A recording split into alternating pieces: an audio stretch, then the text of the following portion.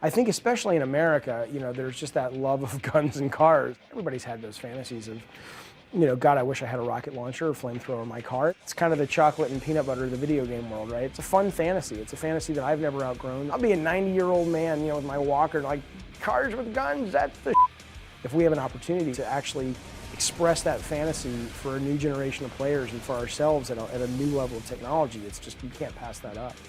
The idea behind the weapon design in Twisted was really to create a series of weapons that, motivated different styles of play. And not only motivated certain kinds of play based on the weapons themselves, but based on the connection to the vehicle. So, certainly we have weapons that are good for vehicles like Crimson Fury or Reaper or weaker armored vehicles, or even a heavy armored vehicle that's on its last legs and can't afford to kind of jump into the fray. So we've got great weapons that do a decent amount of damage from far away. We have a lot of risk and reward weapons that, if you want to get really close to someone, run the risk of a huge ram, but you can do a lot of damage, or if you want to sort of try to charge a weapon up, you gotta kind of flirt with that edge of huge success or losing the weapon entirely. And then we also have just a lot of fire and forget weapons.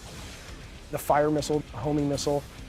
The stalker missile is actually a lot of fun because it's kind of a mix between a power missile and a homing missile. The more you charge it, the more homing that it has. For us, it's about allowing players, in terms of the cars they pick and the weapons that they like to use, really, define their own play style. Scott and I, when we did the first remote bomb, we envisioned these moments of great setup, payoff traps. But in the context of the speed of the game and stuff, people didn't use them as often that way. And so you can take a remote bomb in the new Twisted Metal, and yeah, you can just launch it out the front of your car, and it'll stick onto a bad guy. So even that kind of sticky nature is new. But what I love about it now is that if you drop it in the environment, it'll do about 2 times the amount of damage if it's stuck in the environment than if it's stuck to a car. So a lot of players just stick it to a car, think it's a fun weapon, detonate it. But a good player takes that weapon, sticks it like, around a corner.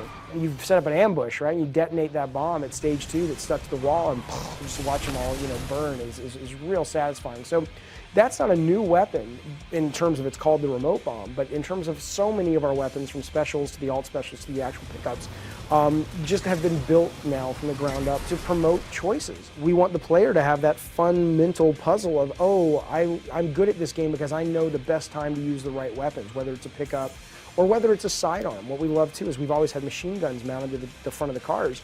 But now, as you rank up in the online game, you can unlock different sidearms. So it's the choice of what car do I want and what sidearm do I want to couple it with, and what primary versus secondary, when do I need to use it, in what scenario, in what level. Players will always have something that they can get better at and better at.